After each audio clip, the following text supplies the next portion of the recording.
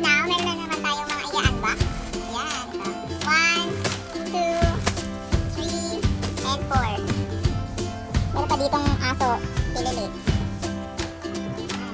So first, ang i-unbox muna natin yung maliit. Ito.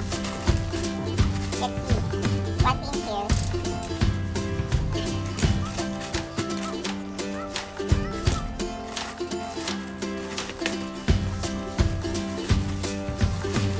Yan, ito.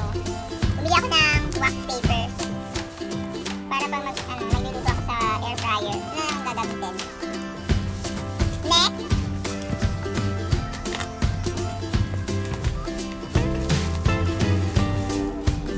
ito, phone holder. Pwede siya ilagay dyan, ibigay sa pader, pero mga walang signal na lugar. Itong mga to, yung makasave lang to sa Shopee online, nakalagay